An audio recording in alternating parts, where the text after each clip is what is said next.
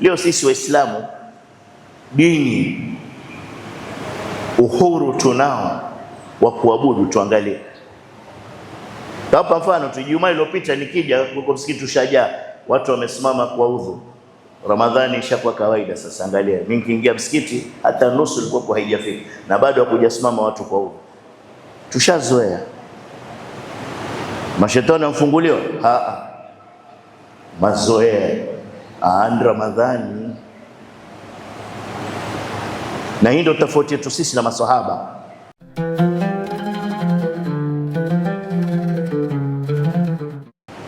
Baada ya kumhimidi Allah jalla fi ula na kumtakia rehma na amani kipenzi chake na kipenzi chetu Mtume Muhammad sallallahu alayhi wasallam, na wasieni nyinyi ndugu zangu Waislamu, kama ninavyohusia nafsi yangu, tumcheni Allah subhanahu wa ta'ala, tutapata ufanisi hapa duniani na kesho akhera. Khutba yetu ya leo, ikhwatal afadhil, itaangazia tukio muhimu kwenye tarikhi ya Kiislamu ambao tukio hilo limetokea katika masiku haya ambao kwamba sisi leo tunaishi ndani yake. Yani leo miaka 1447 iliyopita limetokea tukio la Badr, vita vya Badr. Kwa wale ambao kwamba leo ni 17, leo ndio vita vimepigwana. Wale ambao kwamba leo ni 16, leo ndo Rasul sallallahu alaihi wasallam amefika viwanja vya Badri, anajitayarisha kupigana kesho. Na kwa sadfa ya kuwa imetokea ni siku ya Ijumaa, sidhani kama ni sawa tusizungumzie tukio hili, kwa sababu hili tukio kwa taufiki ya Allah subhanahu wa ta'ala ndo leo sisi tumebaki ni Waislamu. Manake ndo nyakati ambapo kwamba Rasul anyanyua mikono kama Mwenyezi Mungu, lau hawa 313 watakufa kwenye viwanja hivi, Mwenyezi Mungu sahau kuabudiwa. Kwa hivyo ndo umujue uzito wa hii siku, mwaka 1440 uzito wa hii siku. Na vita vimetokea mwaka wa pili wa Hijra katika shahru Ramadhan. Nusu ya maswahaba wamefunga, nusu hawakufunga, na Rasul akasema wale ambao kwamba hawakufunga leo wamekwenda na ujira mara mbili, kwa sababu ndo walohudumia wenzao na wakapigana na vita juu, waliteka maji, wakapika, wakafanya. Wale ambao walifunga walikuwa kwa wao wamepumzika tu. Wale ambao walikuwa hawakufunga ndo walifanya kazi kubwa katika kuwahudumia masahaba ridwanullah alayhi. Katika idadi ya 300 Waislamu na 13, 124 pekee yake ndio walikuwa kwenye muhajirini, au waliobakia 200 nao walikuwa ni katika ansar. Farasi kwa upande wa Waislamu 70, ngamia 2. Wenye silaha za kisawasawa watu 6, na ambao walikuwa wamejihami wamevaa nguo za vita wako 6. Upande wa pili makafiri Makuraish, farasi 300, ngamia 600. Waliokuja wamevaa vifaa vya vita zaidi ya 600. Angalia tofauti. Natija ya vita, wamekufa, wamepata shahada 14 katika Islam, wameuawa 70 katika makafiri Makuraish, na 70 wakatekwa nyara. Hivi vita ni vita vikubwa na vina umuhimu kwetu sisi, kwa sababu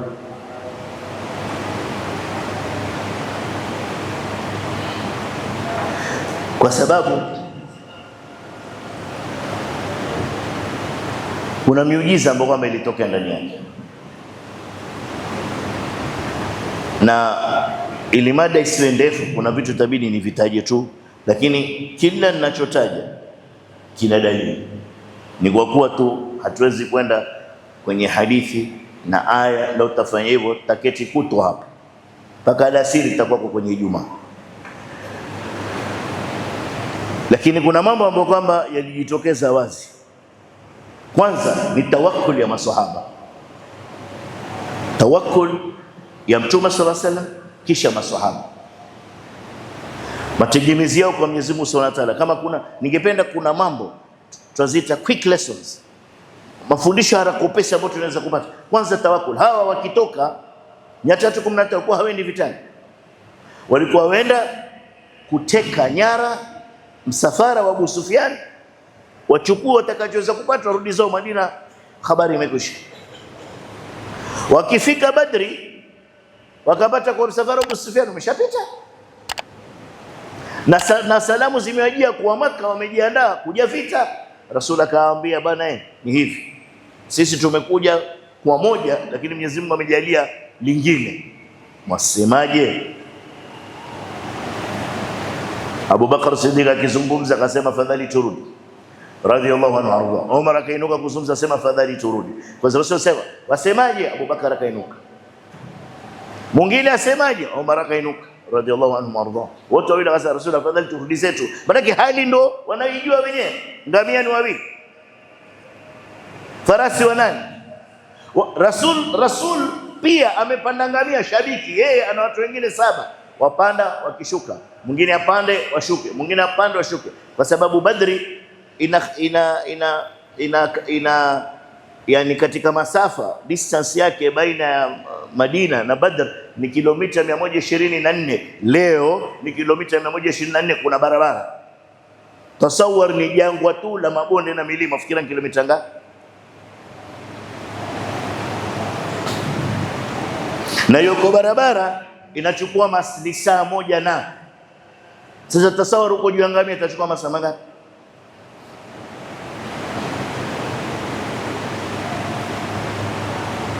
Sio kama tuelewana. Tawakkul ya maswahaba, na Mwenyezi Mungu ashatuambia, yule ambaye kwamba atatawakkal, man tawakkal ala Allah fa huwa hasbuhu, yule ambaye kwamba ataweka mategemezi yake kwa Allah Subhanahu wa Ta'ala, Mwenyezi Mungu amemtosheleza. Maswahaba walifahamu hilo. Ingekuwa ni mimi na tungamba Mtume turudini, haina haja kutafuta zahma ya Rasul, silo tulilojia. Lakini akainuka katika maansar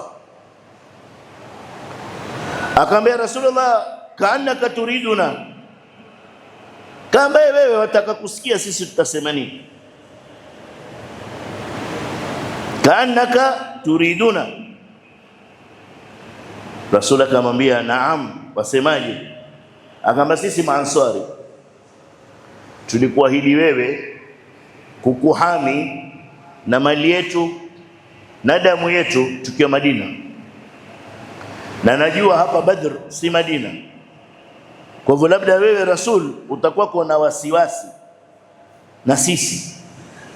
Mimi nakwambia hivi, usiwe na wasiwasi na sisi. Kama ni bonde utapanda ushuke, tuko na wewe.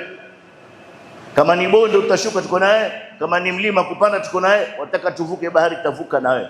Rasul akasema, basi khalas, tuaketi tusubiri Makureishi waje. Wametoka saria, sasa imekuwa si saria tena, sasa ni jeshi, na imekuwa ni maaraka, vita. Ni wangapi katika sisi tungebaki na Mtume sallallahu alayhi wasallam na kuonesha hali yao? Ndio maana Mwenyezi Mungu anasema maneno haya, walaqad nasarakumullahu bi Badri wa antum adhilla, na Mwenyezi Mungu aliwanusuruni nyinyi mlikokuwa kwenye Badri, na nyinyi mlikokuwa ni madhaifu.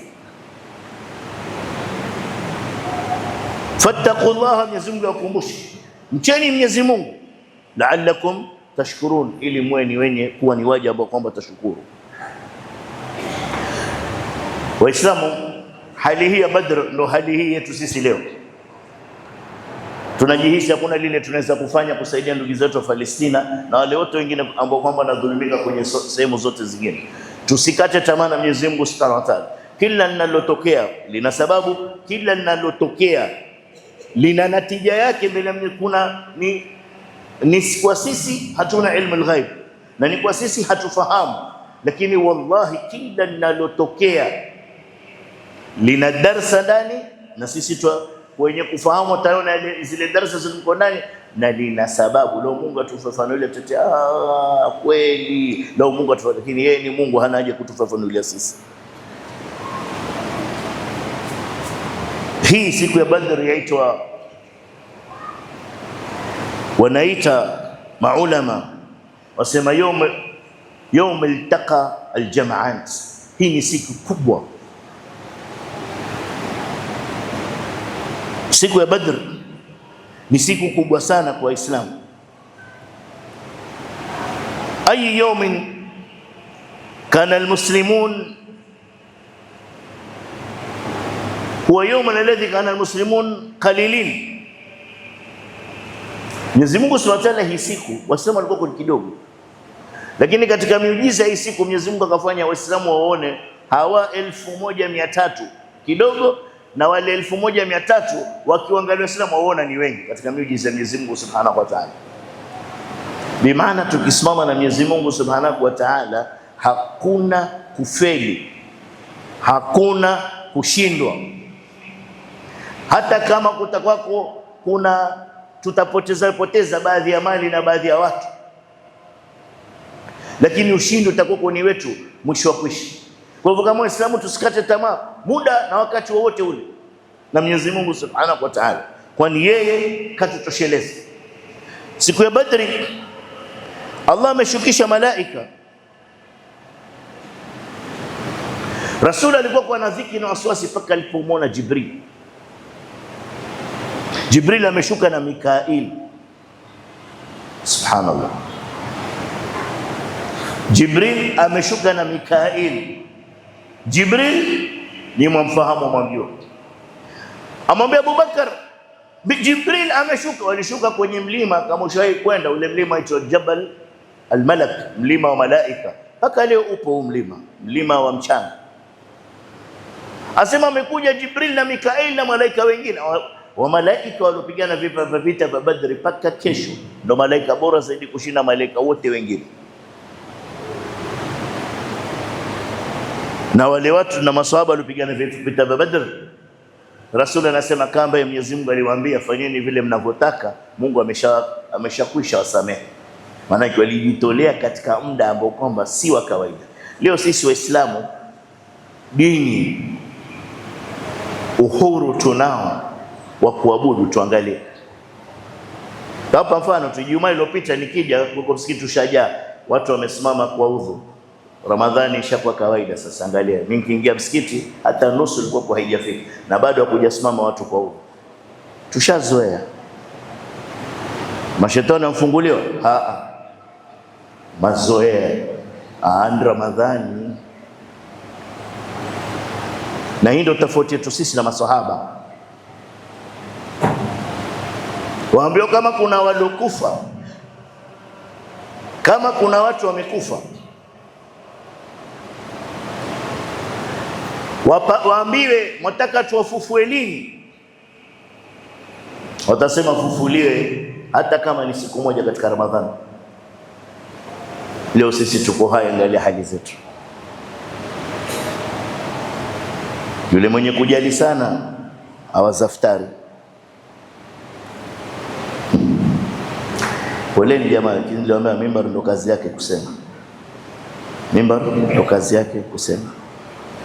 Mtume sallallahu alaihi wasallam aliomba dua, na wakati wote wa matatizo omba dua. Katika mafundisho Rasul huyo ni mtume, yeye ndo ameambiwa nenda. Allah ndo amemwambia utapigana vita, lakini bado ameomba, yamwambia Allahumma in tahlika hadhihi al-isba, in tahlika hadhihi al-isaba min ahli al-islam la tu'badu fil ardh, hautaabudiwa. Lau watakufa hichi kipote hichi, hawa 313 lau wafa hapa leo kiwawa, Mwenyezi Mungu hutaabudiwa tena wewe kwenye ardhi,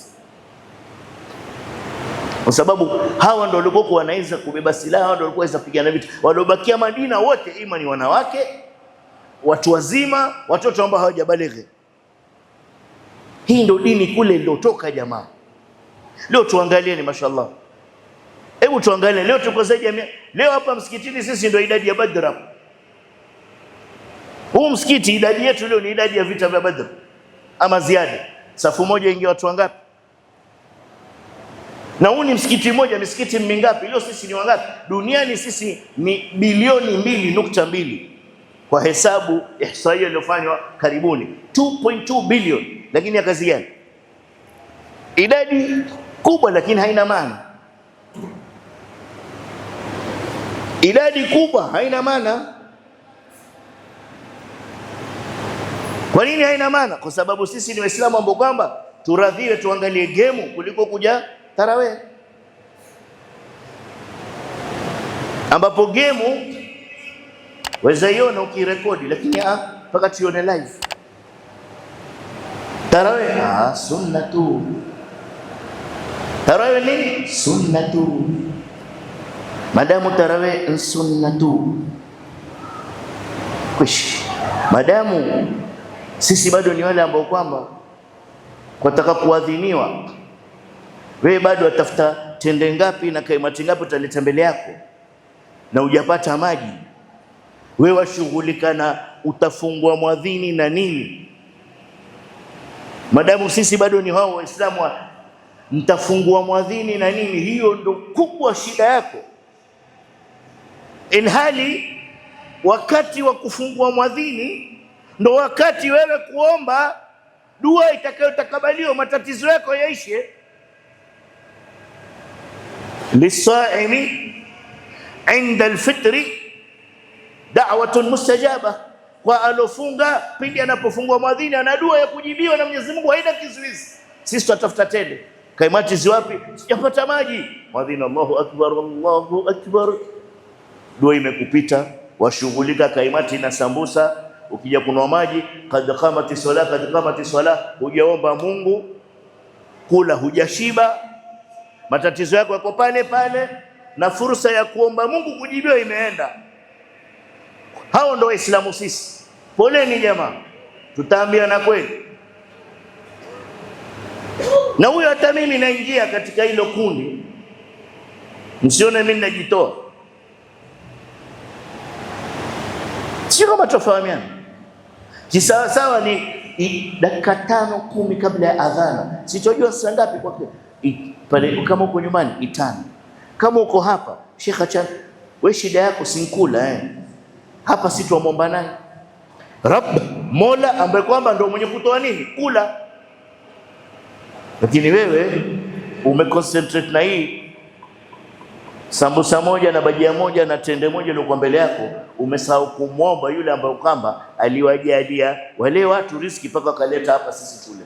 Wewe badili umuombe huyu alowapa watu wakaleta bure hapa, na wewe inshallah Ramadhani ijao uwe ni katika wenye kuleta. Wewe concentrate na kula tu. Sasa paka tubadilike, tuache kuwa ni Waislamu hao, because kwa sababu Waislamu hao ndio maana muona, poleni, vita vya Palestina vyapiganwa tangu mababu zetu ni wadogo kama sisi, na viendelea kupiganwa baada yetu sisi. Mimi tangu nizaliwe kuna vita Palestina, na paka leo kupiganwa vita. Yawaambia nini hiyo? Yasema nini? Na zamani kwa vita siku 3 tu twashinda. Vita vikipita zaidi ya siku 3, maswahaba wanaanza kujiuliza maswali, tumekosea wapi? Wanajiuliza. Hawajiulizi ni sunna gani tumeisahau, maana hakuna faradhi utakuwa kwa ameacha.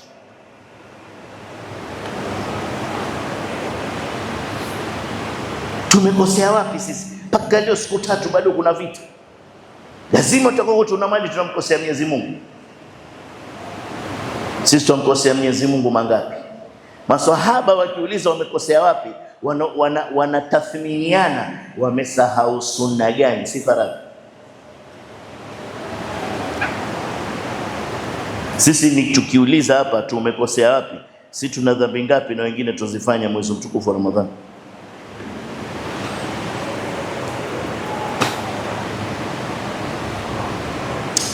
Kisha angalieni masahaba ridwanullah alayhim walivyofuata amri Mtume amewaambia shaamua kuketi, hakuna alopinga, hakuna alosema kitu. Si nimeomba Abubakar alikuwa asema fadhali turudi zetu Madina, alilolituleta yakwisha, na Umar radhiallahu anhum jami'an. Rasul alivyoikubali rai ya sahaba Ansari, walifanya nini wao? Ndio Mungu amewasifu, ya ayyuhalladhina amanu atii'u Allah wa rasulahu wa la tanaza'u fatafshalu fatadhhaba rihukum. Mtiini Mwenyezi Mungu Subhanahu wa Ta'ala, mtiini Mwenyezi Mungu na mtume wake kwenye yale yote aliyokuja kwenye Qur'ani na Sunna.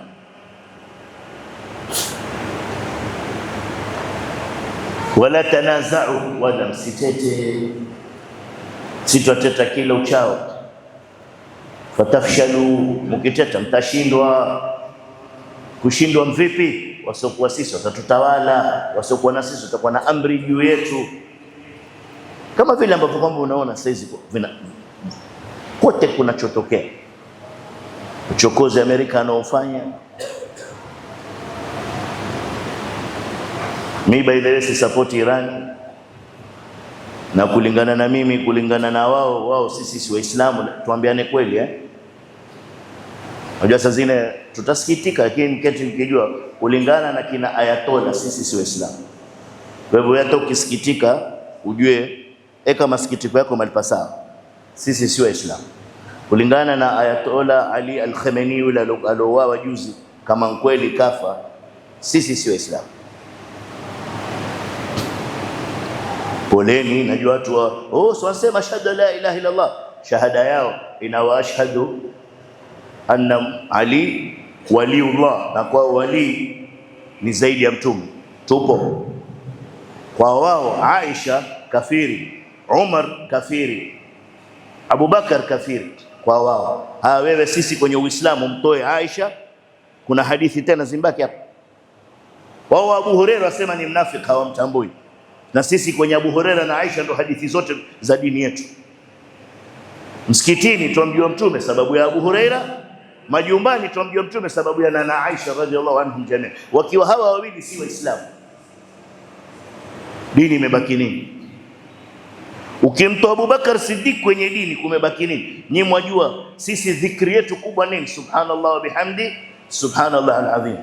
Wao dhikri yao kubwa nini? La'natullahi ala Abi Bakar, la'natullahi ala Umar. Hiyo ndo dhikri yao kubwa. Atakayesema Abubakar alaniwa na Umar alaniwa avute tasbih ni mbora kushinda yule ambaye kwamba atasema subhanallah wa bihamdi na subhanallah alazim. Hao ndo mashia jamaa, hao ndo Irani.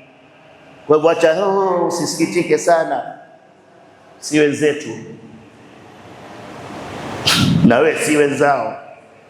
Mupo, maana sisi tupenda kusikitika sana. Kwa wao sisi tarehe 10 Ashura twasherehekea, wao husikitika. Sisi twasherehekea nini? Twasherehekea Mwenyezi Mungu, na hii kusherehekea si yetu.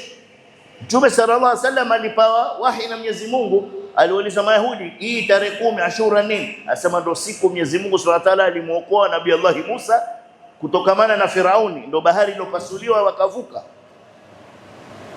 Akasema nahnu aula bikum fi Musa, sisi Musa ni kwetu Musa ni zaidi kwa shida nyingi. Akasema tufunge. Mwaka ule yeye akafunga Ashura peke yake, akasema mwakani tutawakhalifu wa Mayahudi.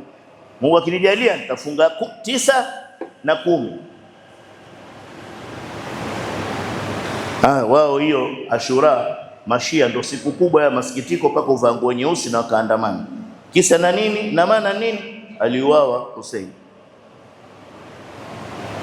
Na Hussein amekufa vitani, amekufa self defense.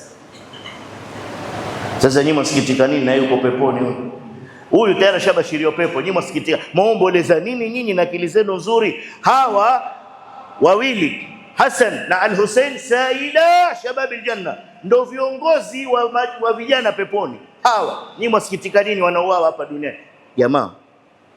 Jamaa, nafikiri naeleweka. Nyinyi mwasikitika kifo cha mtu ambaye kwamba alikufa yuko peponi na kwa Mwenyezi Mungu Subhanahu wa Ta'ala. Nyinyi mwasikitika nini hapa mkiomboleza? Ya mambo mengine ataka akili, si mpaka tuende university kufahamu. Si kama tuelewana. Tena sisi asikitike yule aliyokuwa naye. Ni baada ya miaka 1000 na nyinyi mwasikitika sasa. na mtu yuko peponi, hata yeye akiwa kule akisikia atacheka. Naambia ati nini, kuna jamaa kule bwana uomboleza, wakagaragara na mchanga Sheikh wake kwa waume. Kwa jamaa tusidanganyane, na mashallah wana pesa. Mimi sitakwambia pesa zao kipawa kula siachi, lakini dini yao sifati. Tuko pamoja? Sasa ukijua naye ni dhaifu wa mapeni, ukipa mapeni wafuate pia pesa achi. Maki wana senti wajua sifanye nini. Wana senti wajua sifanye nini. Tumezungumza kuhusu nafasi maalum ya watu wa Badr. Siku ya Badr kwa nini tuizungumza leo? Maulama wanasema wa kana yawma badrin yawman a'azza Allahu fihi al-islamu ahla.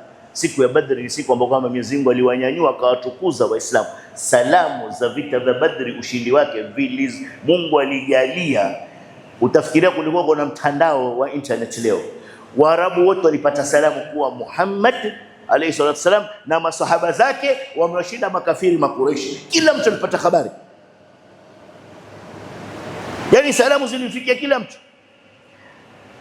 Jazirat al-Arab yote ikapata habari hizo, ikawa ni tishio Rasul sallam sasa kwa watu, na ndio sasa kati ya watu hamu kutaka kuja kumjua, hamu kutaka kuja kumuunga mkono. Wakamwona kumbe huyu si ameshinda makafiri Makureish, usi mtu wa kawaida. Ina maana dini yake ni haki. Wangapi? 13, watu 300, watu 1200. Ina maana wewe steady na kila sahaba alikuwa steady na Makureishi wanne. Kila sahaba ilikuwa kwa 1:4. Sahaba moja akabiliana na watu wanne.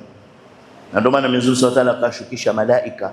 Na hawa malaika sisi tuweni watu wa kisawasawa, Mwenyezi Mungu atatushukishia watu nusuru mpaka sisi. Lakini kwa sababu hatujakuwa ni watu wa kisawasawa, sisi bado tunashindwa vita vya kiakili. Na mimi nitawaambia kwa nini tunashindwa vita vya kiakili, kwa sababu ya ukabila. Poleni, lakini lazima tuambiane kweli. Hii kabila hii yatumika, Mzungu ameitumia kumaliza nchi za Kiarabu.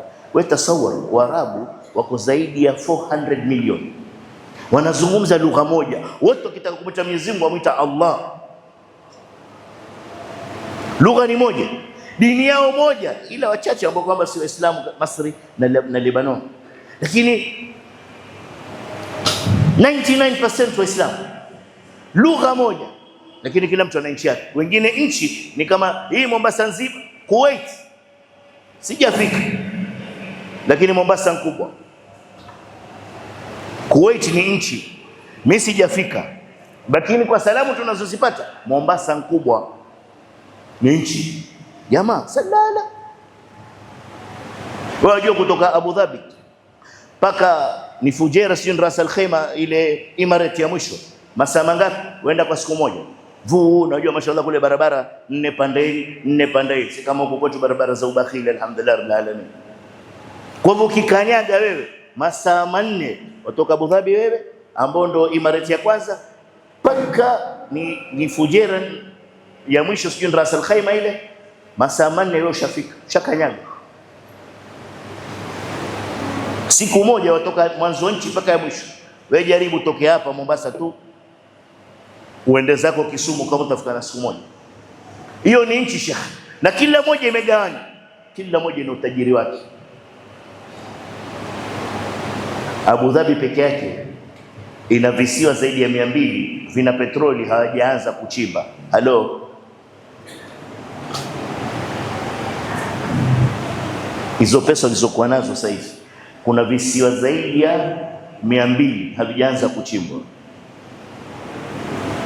Ndio Amerika kila kitu ya kwanza yafikiria atawapa nini Waarabu, azidi kuwazubaisha. So Waarabu wakiamka kuishi, wana pesa, wakishakuwa na pesa na dini, Uislamu ushainuka. Kwa hivyo madamu wana pesa, takikisha dini hawani. Ndio mtu apeleka gari la dhahabu chooni, mtu akiketi kuna dhahabu ile flash ile ya gold, kwa sababu tumekosa mwelekeo. Na mwite huyu Msaudi, kosea mwite Muimarati, wangalia atakapokasirika.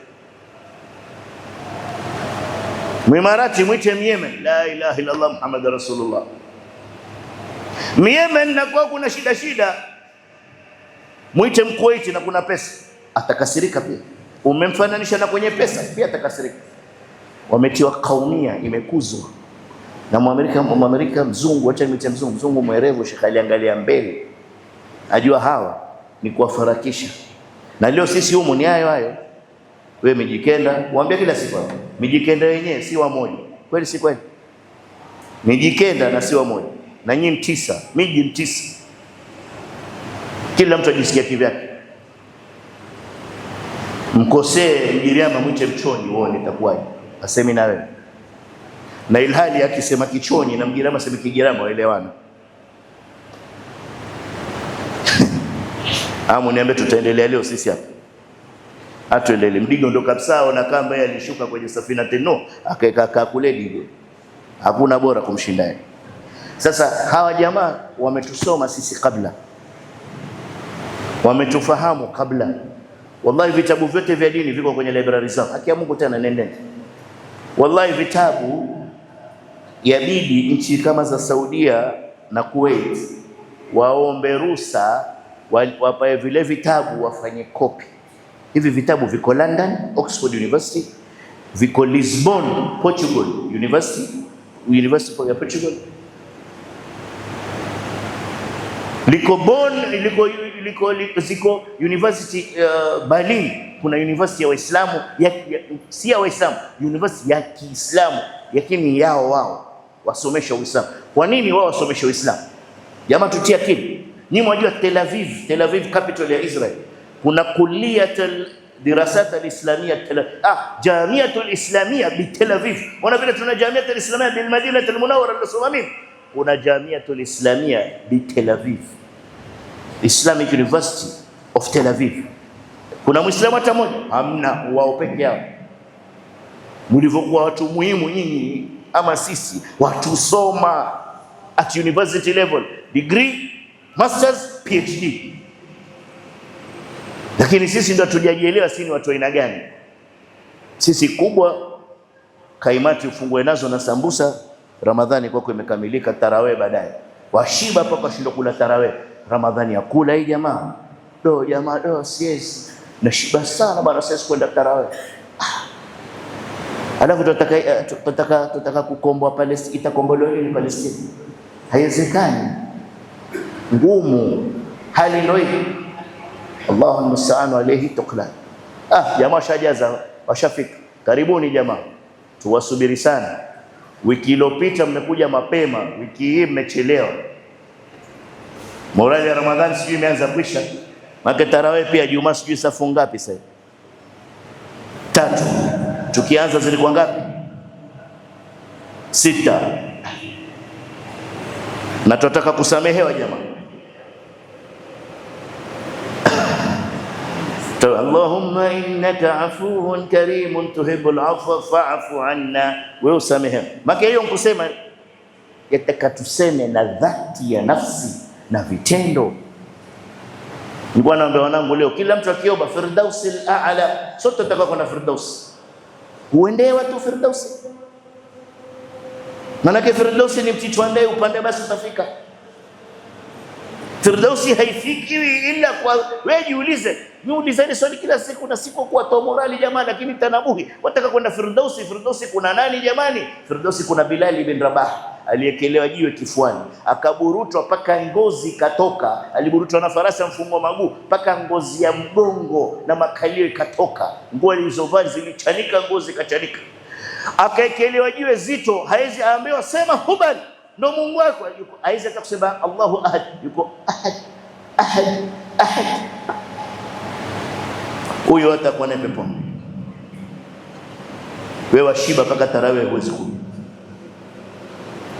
Musa bin Umair ameambiwa bana, wewe sio mtaka Muhammad, toto kitajiri. Wewe fikiria tajiri leo Mombasa hii nani? Wewe unamjua mtoto wake.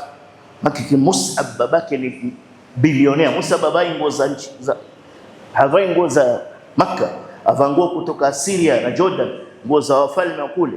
Perfume kitoka nyumbani kwao Mus'ab, Makkah nzima mpaka Kaaba watoshapata salama. Sasa harufu ya Mus'ab hiyo tusikia shatoka nyumbani yoaje. Wafikiri perfume ilikuwa vipi? Alivyosilimu babake kama, wewe bwana, angalia, silete zako na za Muhammad hapa, chagua ni mimi ama ni Muhammad. Akasema Muhammad. Ilivyo ulivyo hapo kaka, hiyo kanzu yako na hicho kilemba chako na makubadhi yako, maasalama, mimi Musab ashakufa kwa wewe, kwanza leo si Ibn Umar, wewe Musab kavu, Musab Muhammad, nenda zako. Sheikh Hakan huyu akizikwa vita vya Badri, nguo alovaa akifunikwa uso maguya baki wazi, akifunikwa maguso baki wazi. Rasul akasema mfinikeni uso na hiyo nguo alovaa, huku kumebaki wazi maguni, ekeni nini? Nyasi. Wewe baba wetu Muhammad Umar Abdullah ajina mazuri, sio Rashad, Rajab tena na Ramadhani juu. Kwa kwa Muislamu tu wafunga wataka kwenda peponi. Na hawa jamaa swati moral, nataka kuwashajiisha kama vile sisi mambo yote mengine tuwapanga, tukapangilia, tukafanya juhudi na bidii. Kwa nini hii ibada sisi tuchukulia hivi ubwete? Na hii ndio sababu ya sisi kuwepo duniani. Wallahi wewe hauna maana kama wewe hautakufa Muislamu. Wallahi yani pesa zako, nyinyi mlimwona tajiri gani ankufa akazikwa na V8 yake? Wallahi kwa juzi mmemwona ule Major General amebebwa na gari gani?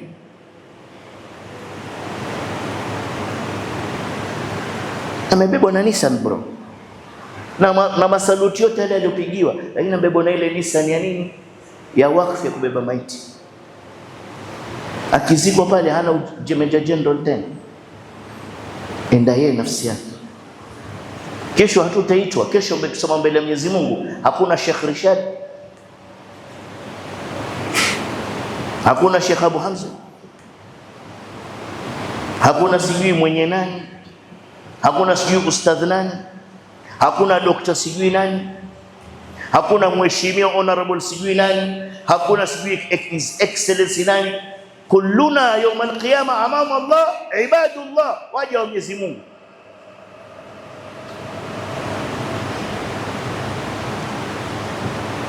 Na hata makafiri waelewa. Yule malikia alipokuwa yazikwa, kama mulifuatilia, mimi nilifuatilia, yule pasta walitoa vile vyeo vyake vyote vile vilitolewa, ile crown ilitolewa, ile sijui kitu ya kubeba kitolewa. Yule bishop wa Edinburgh akasema, oh Lord, we declare to you our sister Margaret. Alikuwa yule pako mwite Her Majesty Queen Margaret. Siku hiyo alitoa Sister Margaret. Hata wao waelewa kumbe hivi vyeo huwa mvetu hapa tutishiana maisha tu. Mheshimiwa, honorable, Sheikh, daktari, sijudani, hamna maana Sheikh. Na mimi mwambia kila siku tusi kija hapa ni tusi ya Rishadi. Hata hicho tusi ya Rishadi. Mkiingia msikitini wao muuliza nini? Muuliza Rishadi wapi? Watu wauliza nini? Jeneza li wapi? Mwingine maiti kwapi? Hata jina huna Sheikh. Lakini nani ambaye kwamba ujitayarisha ile siku hii saumu ya kutofunga, wajitayarisha ile siku. Itakuja saumu kuokoe. Kaburini ukiingizwa akhi karim, amali zako njema ndo zitakuokoa na malaika al-adhab.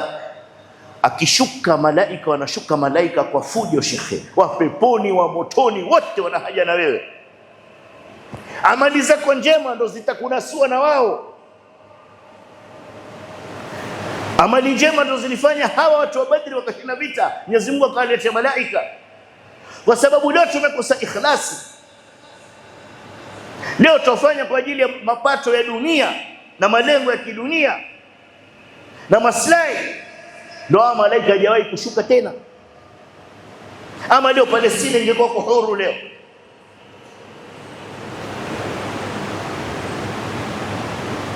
Na tuangalie tulivyo wengi wallahi. Sheikh, ni uoga. Ni uoga. Na Waislamu mara nyingi wasalitiana wenyewe kwa wenyewe. Waislamu sisi mara nyingi tusalitiana wenyewe kwa wenyewe. Hakuna atuwezaye watatuweza pale patatoka wanafiki katika sisi, wanafiki katika sisi, wanafiki katika sisi, wawasaidie, ndio tutashinda. Lakini pindi tukisimama sote la ilaha illa Allah Muhammadur Rasulullah, wallahi hakuna tuwezaye. Mjasikia kile kisa kilitokea Tanzania wakati wa Wareno wale walipokuja kutaka kuvamia watu. Alikuwa shekhe wao akawaambia, walikuwa na misikiti 99 wakaadhini wote kwa muda mmoja, ile meli ikapanda mwamba, iko paka leo. Hicho kisiwa kila jina nimekisahau. Sheikh Al-Hadi yule shekhe akitoa hicho kisa kwenye mtandao, nenda kaangalia. Sheikh wa Dar es Salaam, Sheikh Al-Hadi, Sheikh adhana moja tu asema tuna misikiti 99, kila msikiti unyanyue adhana. Misikiti yote shekhe kwa muda mmoja, Allahu akbar, Allahu akbar. Meli ya Mreno shekhe kaangamia. Hizo ndo nguvu Waislamu walikuwa nazo. Hamna haja patriot, hamna haja missile, hamna haja kuwa na nuclear. Ni kweni na la ilaha illa Allah Muhammadur Rasulullah. Lakini la ilaha illa Allah Muhammadur Rasulullah hii ambao futari ya kutia dimu wewe, ukishakula huwezi kuswali tarawih wewe hata unaja na ibilisi wewe. Ibilisi hayupo wala tu kashiba tarawih ya kushinda. Asubiri kiama leo ije. Sijui kutainuka mtu hapo. Ikiwa safu zilikuwa kwa 6 zimfika 3, ina maana 10 la mwisho sabaki ngapi? Tumwambia nini Mungu sisi? Huyu ambaye kufanya hizi Mungu akazikata hizi.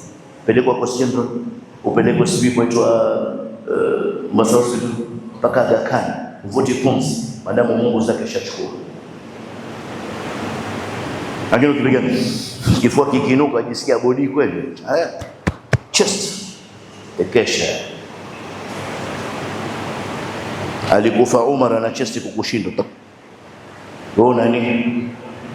Umar panga yake akiibeba akimwekelea mtu amkata mara 2, na panga yake ilikuwa haibebwi na watu kawaida. Watu mwenye nguvu katika maswahaba akibeba panga Umar aibeba na mikono miwili ambayo yeye abeba na mkono mmoja.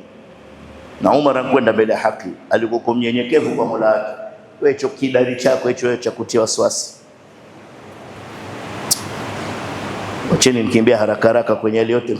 Maswahaba walikuwa na subra, tuweni na subra. Waislamu tuweni na subra. Tuachane na mizimu, tuachane na mapanga, tuachane na ushirikina utupeleki mahali. Tuweni na subra, tuweni na subra, tuweni na subra. Kina mama nyinyi poleni. Nyinyi ndo washirikina na nyinyi ndo uchukua vivesti, viandawea, visoksi vya ume zenu mkapeleka kwa waganga. Wataka kumroga mume asioe, wataka kumroga mume sijui asifanyike nini, mume sijui asiangalie wapi, mume sijui asione nini. Kina mama nyinyi, kina mama nyinyi, uje na vitu muzike kwenye mlango wa nyumba pale. Mungu yawaona. Huyu jamaa nguo ukiitika, wala mke wangu, kumbe ushamfanya vitu. Nyinyi wanaume na nyinyi mkila piga bismillahil ladhi la yadhur ma'a ismihi shay fil ardi wala fis samaa wa huwa samiun alim. Hata kama mpenda mke wako lipuka vitu vyote. Nikaja nikawaambia nyinyi hawa mama saa zingine wafanya nini wewe? Nyama uchukuliwe zikatiwe kwenye sehemu za maajabu, zikalala masaa 24, ikadungwa mti, ikatiwe kapiko na nyingine, akahakikisha hiyo nyama iko. Na hiyo ndo mume wangu darling nakulisha, fungua madhini bismillah Allahu akbar. Ukitoka hapo wewe ni hewa na mume tu, wala mke wangu hamna neno. Mamako sende kumwambie sawa mke wangu, mamako mbaya sawa mke wangu, ndugu yako mbaya kweli mke wangu. Wawabwege kama tulivyo wengine hapa. Mabwege tuko ama tuko? Ramadhani hiyo ikufai jibiwe bwana. Hii Ramadhani inshallah Mungu akujalie utopoke. Utatopoka kwa azkar, utatopoka kwa istighfar, utatopoka kwa qiraat al-Quran. Wallahi tumeacha Qurani ndio kina mama wanatutawala. Na ongezeni wake. Acha kukaa na mke mmoja. Hiyo pia ndo shida nyingine. Sheikh utatupa mali, sina mali ya kukupa, Mungu ndo atoa. Omba Mungu atakuletea mke kwamba wewe njoo na afya yako tu, mengine nitajiangalia mwenyewe wako. Na mimi siwajui, usije kwa namba shekhe ukanisimamisha pale, shekhe nipe namba, sina namba. Wewe omba Mungu. Paliponania pana njia na dua Mungu asiyatimize.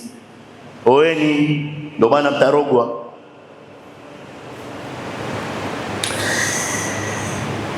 Wama nasru illa min indillah, nusra haitoki ila kwa Mwenyezi Mungu. Tusitafute nusra kwa watu. Sisi mara nyingi tuweka mategemezi kwa watu, tuweka mategemezi kwa vitu, tuweka mategemezi kwa teknolojia. Haina maana, haina maana.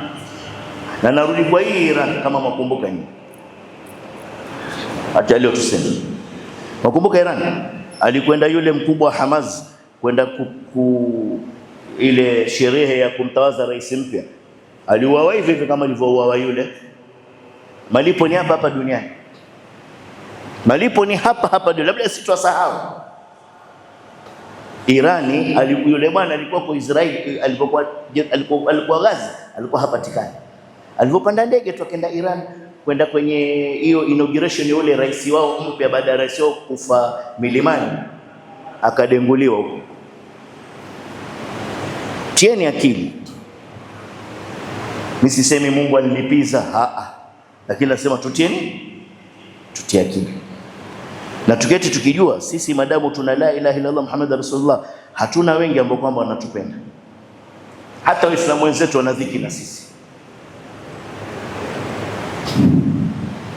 Mimi na vijana wamemaliza shule yetu wanasoma Uturuki. Hii Uturuki ya Erdogan wanahisi watoto kwa mazoea kuswali hapa kwetu, mashallah tuhimizana kwenda fajr. Asa watoto kula piga 5 swali. Mzee ankuja akaita, "Nyinyi vipi? Vipi? Mbona mimi naona nyinyi si vijana naona mtoki msikitini, kwa nini? Mbona?" Sasa wala mchanganyikiwa. Sasa vipi sitoja kuswali? Hapana. Wallahi swala za watu wazima, subirini. Enjoy ni maisha kwanza. Takuja hapa kama sisi msharitaya. Wallahi. Kijana wangu alikwenda Uturuki kusoma, hiyo niambia. Ule Erdogan ndio Muislamu, yafuata dini, asoma Qurani. Wale anaowaongoza hawamo, watamani kwa Europe. Salamu alaykum. Sallu ala rasul. Kazi kwa haraka upesi. Vita vya Badr kwa nini ni muhimu kwetu? Kwanza zilionyesha utukufu wa Rasul sallallahu alaihi wasallam, miujiza Mwenyezi Mungu Subhanahu wa Ta'ala. Kwa kusimama nyuma ya kiongozi na kumtii kuna manufaa. Pili, nguvu za tawakkul. Sawa. Kwa nini ushindi ule ni muhimu kwa Waislamu? Kwa nini ushindi ule ni muhimu kwa Waislamu? Moja, yaonesha kuwa Waislamu wakishikamana kisawasawa, wakimwamini Mwenyezi Mungu kikweli kweli, Mwenyezi Mungu atashukisha malaika wa wanusuru. Kwenye hivi vita Rasul sallallahu alaihi wasallam alichukua mchanga. Rasul alichukua mchanga. Masikia ile aya sema, "Wama ramaitum idh ramaitum walakin Allah rama." Rasul alichukua mchanga, akausomea, akaurusha. Hadithi yasema, masahaba sema, hakuna illa kafiri Quraishi mchango ulimwingia ndani ya macho, akawayo kicha macho, hao ni mzuri. Ndio Mwenyezi Mungu asema, na ulivorusha, pindi ulivorusha hukurusha wewe Muhammad, Allah ndo alorusha.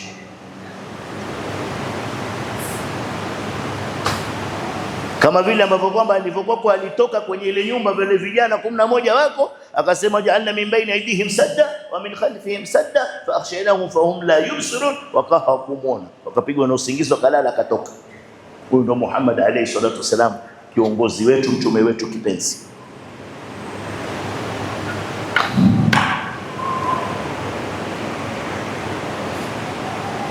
Makafiri walionekana kidogo, Waislamu kuonekana wengi. Makafiri wakitongalia watu na wengi. Sisi tukiangalia wao 1100 tunaona kidogo, miujiza. Maswahaba walipoona ni kidogo, morali ikapanda. Makafiri walipoona Waislamu ni wengi, hofu ikawaingia. Mwenyezi Mungu aliwatumia mvua ya kutuliza ardhi, kusiwe na vumbi, ili iweze yuthabbit aqdamahum, ili miguu yao iweze kuthibitika, hata wakikanyaka pande yao kusiwe na vumbi, ili wakose kuona, kwa sababu wao ni kidogo. Lile vumbi lisije likawaziba, wasione makafiri wa Quraysh, na ule mvua ikaja na usingizi, wakalala, hofu ikaondoka. Mara nyingi unakosa usingizi kwa ajili ya hofu. Wao wana vita kesho, lipige usingizi, wakakoroma maswahaba.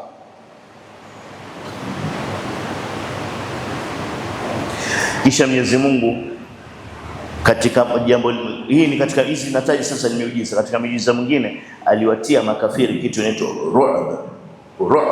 Ru'b ni hofu special ya kutoka kwa Allah ya kumwogopa Muislamu.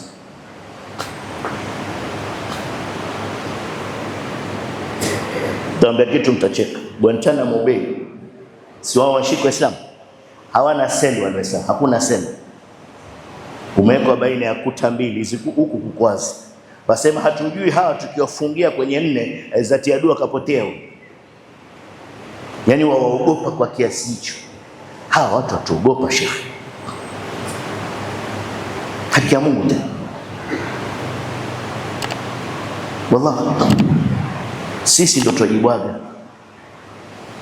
Hakuna ambaye kafir ila Allah amemtia hofu ya Muislamu.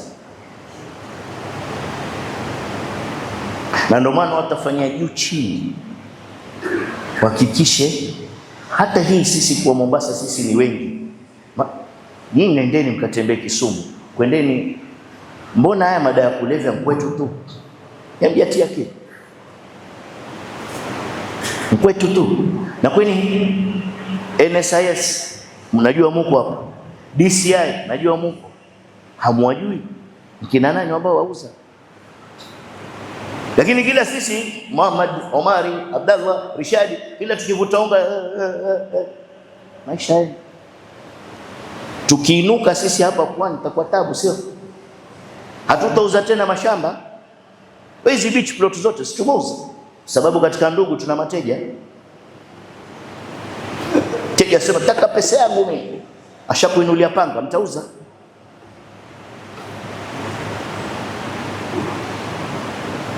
Kantafutie beach plot ambayo ina Waislamu sasa. 90% ya beach plot zote kutoka Vanga mpaka Amu si zetu tena. Si zetu tena, kama tumebakia nayo labda asilimia chache sana, labda 30%, 70% imekwenda. Ukiuliza kulitokea nini? Nisizungumzi na nisikose kufahamika kuwa nataka unajua unga wauzwa kwani mpaka tuununue sisi? Si wako wanawake wanaojiuza zina mpaka ufanye, si una mkeo? Kama vile tunaja kula unga sisi, tusile marungi aje. Kwa nini pesa yetu tutoe tukanunue marungi? Na sisi tuna school fees tutaka kulipa. Wajua tiba tujitibu wenyewe. Tuweni Waislamu hata kama nchi si ya Kiislamu.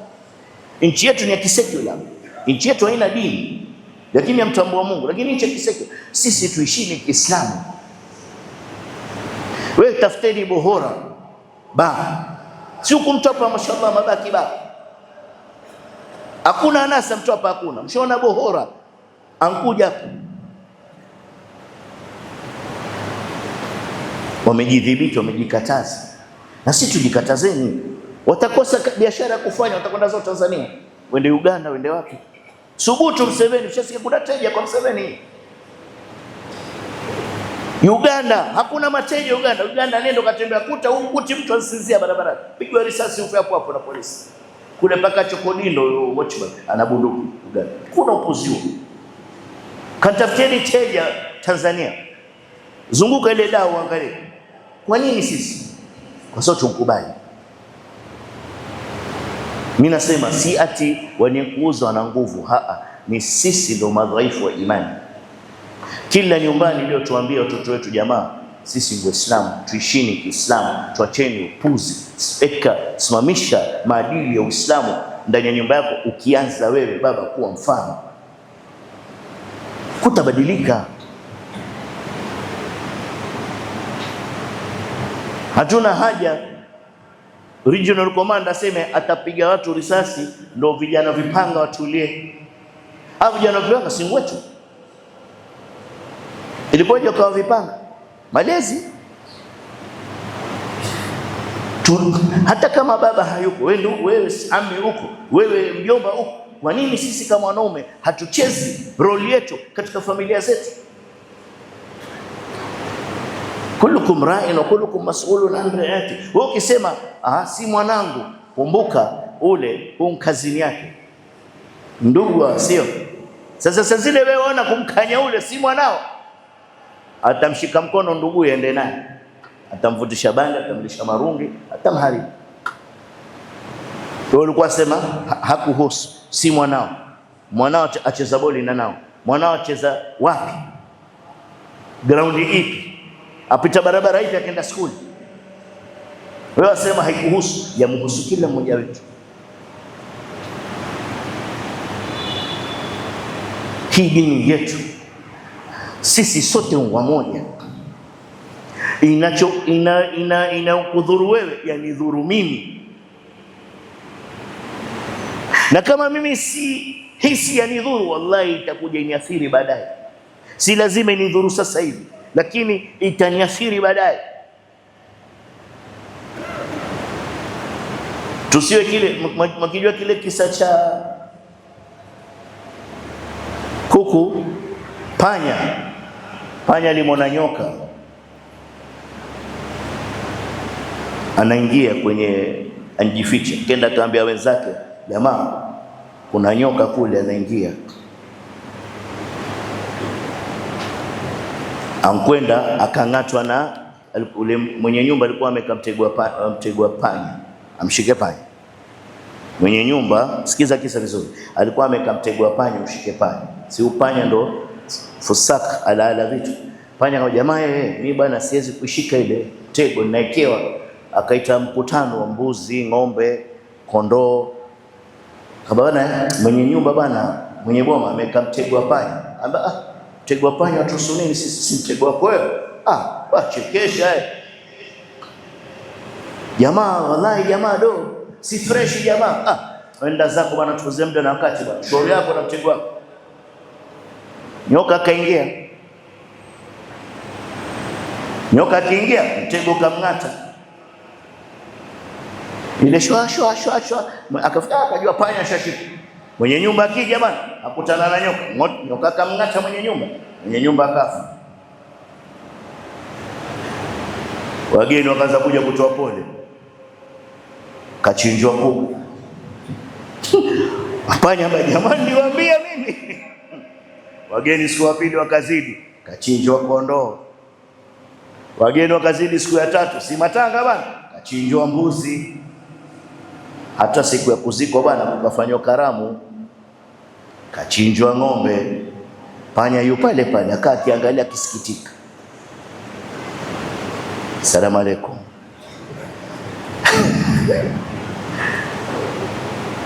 Mimi naambia jamani, mtego wa panya huko tutoweni kabla ule msiba haujakuwa ni wetu sisi sote. Aqulu qawli hadha astaghfirullah li wa lakum wa li sa'il muslimin fastaghfiruhu huwal ghafurur rahim wa huwal barrul karim. Ndugu zangu Waislamu, wiki ijayo kabla ya Ijumaa tatuonane tena, taingia 10 la mwisho.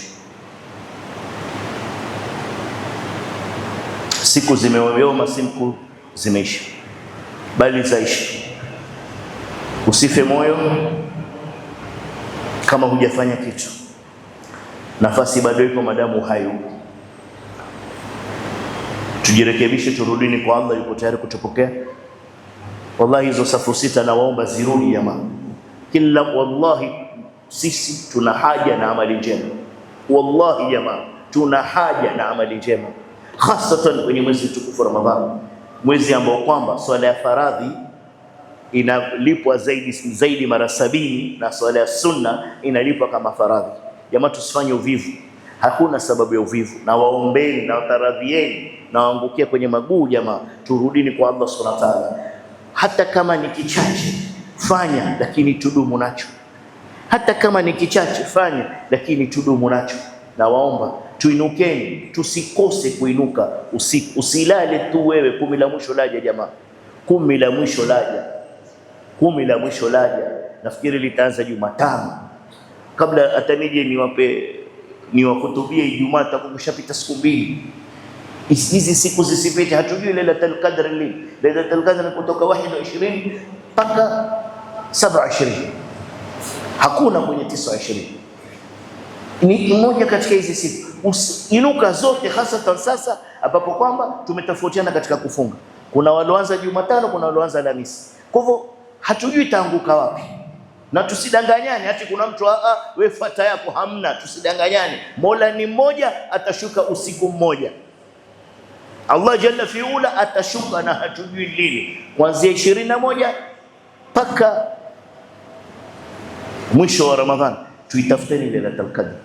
Inuka kila usiku, usiinuke ati odd night, sijui tarehe 21, 23, 25. Tuacheni uvivu.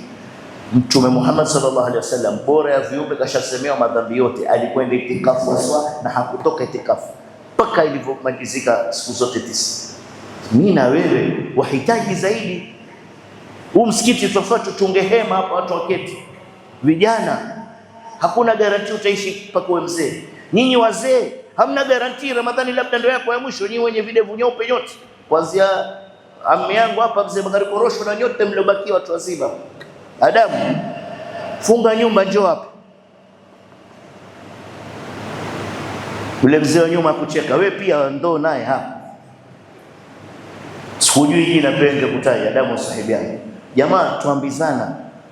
Huwezi kuja msikitini, inuka usiku. Aisha mwambia nini Rasulullah banisha, amfanye nini? Ambaye inuka useme Allahumma innaka afuwun tuhibbul afwa fa'afwan. Yani wewe ni mvivu wa vivu, utaki kusoma Qur'ani uona tabu, kuswali uona tabu, basi inuka wewe, dumu na kuanzia saa 9:30 mpaka fajr. Allahumma innaka afuwun karimun tuhibbul afwa fa'afwan. Allahumma innaka afuwun karimun tuhibbul afwa fa'afwan.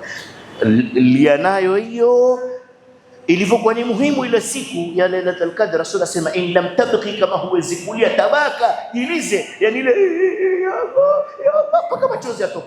Rasul asema hiyo ndo wakati pekee yake umeruhusiwa ujilize huo usiku. Katika hayo masiku yetu jilize, hasa katika kujiliza mwisho machozi yatakuja kweli kweli. Mtume ndo anasema siri shadi, asema in lam tabqi, kama wewe waona ukiomba huwezi kulia, roho bado ngumu, jilize, hasa machozi yatakuja yenyewe. Umuhimu wa hizi siku, tusitoke patupo. Raghima anfa mri'in adraka Ramadhan wa ansarafa lam yughfar la, amekhasirika. Karibu na kutoka kwa rahma, karibu ni hii ya basi. Ulama sema raghima anf, yani yakaribia laana, ni kambe alaniwa, yani ile haikusemekana laana, lakini huyu karibu ya kulaniwa, karibu kutoka kwenye rahma ya Mwenyezi Mungu. Nani? Ramadhani itaingia, itoke, kisha samehe. Na waomba ndugu zangu Waislamu, turudini kwa Allah subhanahu wa ta'ala. Si hatuna mwingine ila Allah. Ukifa twenda kwa Allah. Kaburini atakayekupokea ni malaika wa Allah. Sasa wewe vipi twenda hovyo hovyo tu? Vipi twenda hivi hivi? Wa sallallahu ala sayyidina Muhammadin wa ala alihi wasallam. Qumu ila salatikum yarhamukumullah.